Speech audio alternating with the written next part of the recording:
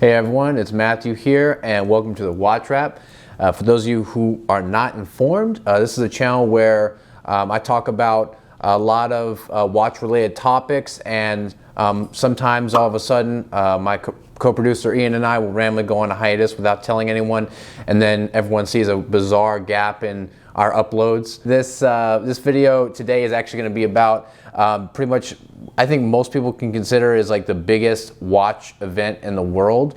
The biggest watch showcasing event in the world previously was Basel World, and then as far as pretty much anyone's concerned, it seems like manufacturers were kind of sick and tired of paying thousands and thousands of dollars for showcasing their watches there. So Watches and Wonders has somehow managed to alleviate that problem, and now they're pretty much the top dog in terms of like watch showcasing. We're going to be talking about the good and the bad from the showcase for this year. This year's showcase was spread out between Geneva and Shanghai, and I gotta say, there were some really good watches that are like to die for, and then some watches that are just, you know, we're gonna talk about, but let's just say there's the good and the bad, and that's what we're gonna be talking about today in this video. So we're gonna start out with the good here, and then we're gonna go to the bad. The good, we've got the Bulgari Octofenissimo Ultra Thin Perpetual Calendar. So for those of you guys who don't know, Bulgari has been a luxury brand for many, many years. Best known for things like jewelry, leather goods and accessories, things of that nature. Just a few years ago, they started to go really hardcore into the watchmaking space, trying to break, for some reason in particular, the feat that they've tried to master for the past few years has been making ultra thin watches and ultra thin watch movements. And you know, they started doing this in 2014. They came out with the Octofenissimo tourbillon, the thinnest tourbillon ever made at the time. And then they subsequently went on for between 2016 and 2019, coming out with other record-breaking watches. The Octofenissimo minute repeater, thinnest minute repeater in the world at the time, 2016. 2017, they came out with the Octofenissimo automatic, thinnest automatic movement. 2018, the Octofenissimo tourbillon automatic. And lastly, they came out with the 2019 Octofenissimo chronograph GMT, the thinnest tourbillon chronograph. So they've come out with a lot of very interesting sort of ultra thin records, and the most recent one was the thinnest Perpetual calendar. So Perpetual calendar is pretty much the perfect balance of, I would say, prestige in terms of like a watch collector's view for a complication and actual difficulty for watchmaking. The thinnest Perpetual calendar ever made, like I mentioned, 5.8 millimeters thick.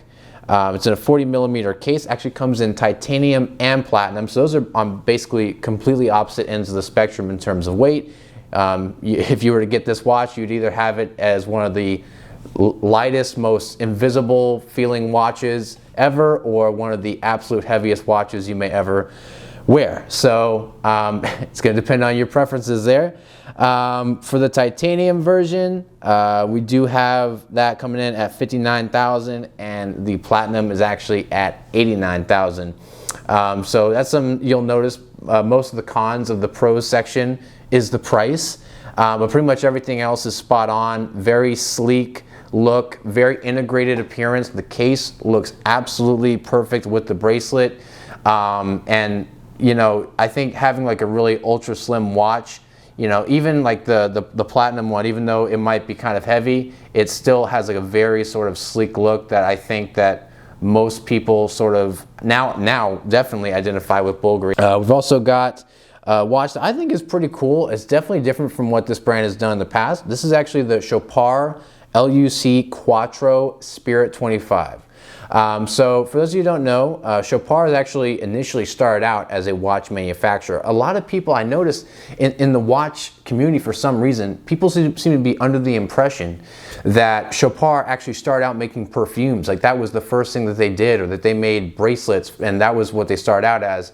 and only recently did they start making watches. That is not the case. They actually started out as a watchmaker, and now they're actually celebrating the 25th anniversary of their LUC collection. Like many manufacturers back then, they used outsourced movements from third-party companies that specialized in only making movements. So this particular collection here, definitely, if you watch any other YouTubers videos about best value hot horology watches, LUC is going to come up pretty much every single time. This particular one is actually a jump hour. So it's a jump hour retrograde piece. So you have the minutes on the center hand, and you've got the hour and what looks like it's a date window, but it's actually the hours. So it's a very minimalistic look. Comes in a rose gold case. It kind of looks like it's an off-white sort of dial. I think it might just be a white dial, but whenever you have a white dial and a rose gold case, it kind of gives it like a bit of an off-white sort of appearance, just the way the light reflects off of the inside of the case. I think it looks absolutely amazing. It's actually their first jump hour watch with an in-house movement. And it has their Quattro technology, which is basically 4 mainspring barrels that give it an 8-day power reserve. So, there's a lot of ways to do longer power reserves. So basically full wind. You just leave it on the table. This will run for 8 days, and it does that thanks to the 4 mainspring barrels. Of course, most watches only have 1. But like I said, the LUC collection is all about kind of like them innovating and making their own in-house movements. And this watch I think is a pretty good commemoration for their 25th anniversary. This watch is going to be $44,700 retail. I do believe that this is going to be much better priced on the pre-owned market, as are pretty much every single Chopar watch. I just don't really see this holding that much value, to be perfectly honest with you. I had to be pessimistic, but in my view, it's more of an optimistic thing, because I think a lot of people that are well informed already know that buying pre-owned watches is definitely the better financial move. So really going to be a great financial or a great value pick, I should say, on the pre-owned market once it gets to that point.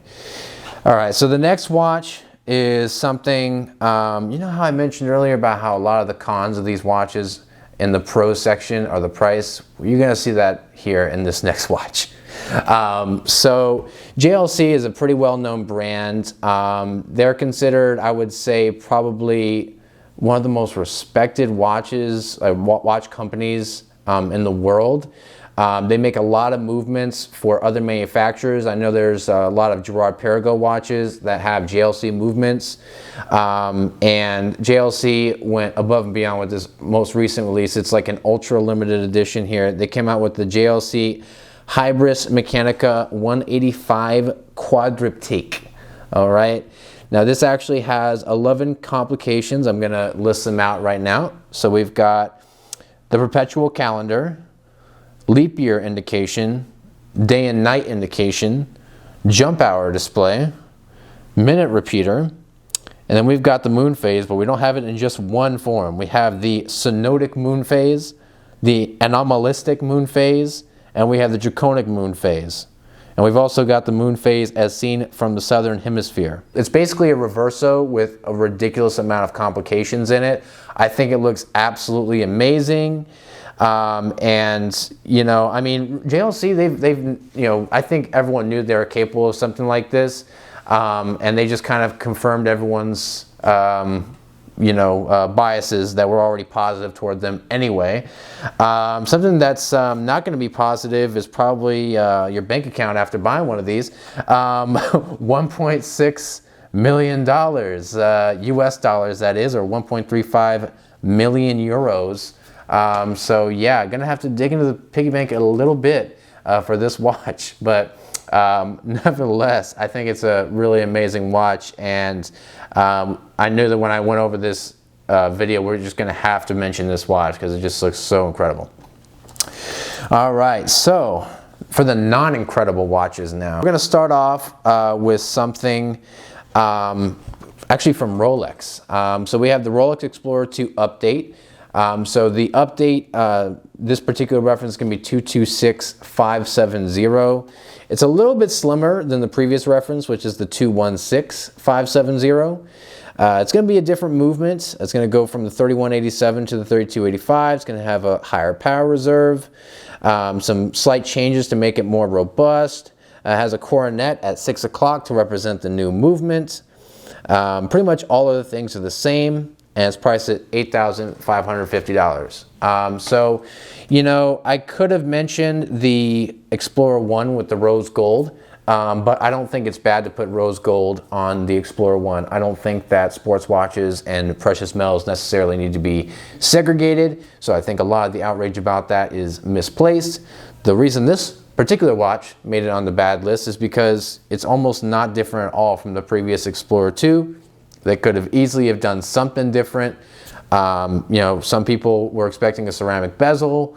I mean, I wouldn't have necessarily found that to be super important, but at least it would have been something different. So a little bit disappointing that there weren't maybe some more intricate sort of differences here compared to the previous model. Pretty lacking in creativity. And another thing that you could say is technically from the Rolex company, Rolex Tudor SA, is actually the new Tudor Black Bay 5818K. So Tudor is known for being a more affordable alternative to Rolex. That was literally what it was founded for, was to be a more alternative, a more affordable alternative. And well, things didn't really go very well in this particular instance here. If I told you that Tudor was coming out with a watch with a see-through case back, you might be like, oh my God, what are they gonna do? What are they gonna offer us? Well, guess what? The answer is not much. So, as you can see from the picture, you know, this isn't too much of a surprise. If you ever went on Tudor's website, you could see pictures of the movements. They're not very well decorated. They have some, you know, satin brushing here and there, and that's about it. It's not a very well decorated movement. It's not supposed to be. It's also not supposed to be seen on the back of the watch, but someone at Tudor missed the memo, and they came out with this watch.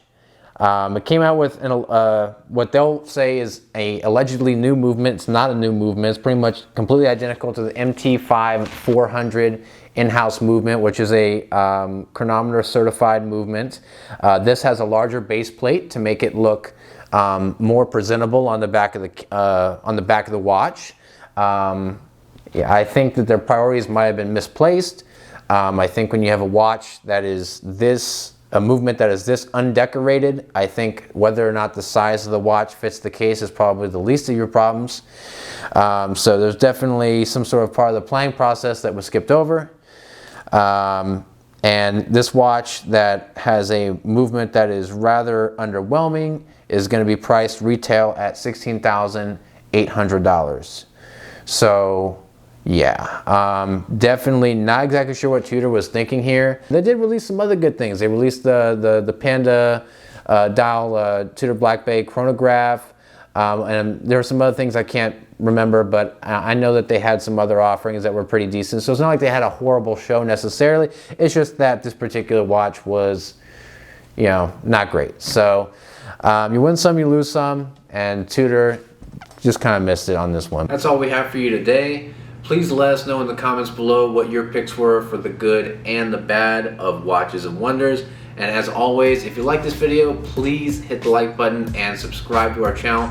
It really helps my co-producer Ian and I out, and we really do appreciate your support. Well, we'll see you in the next one, and until then, take care.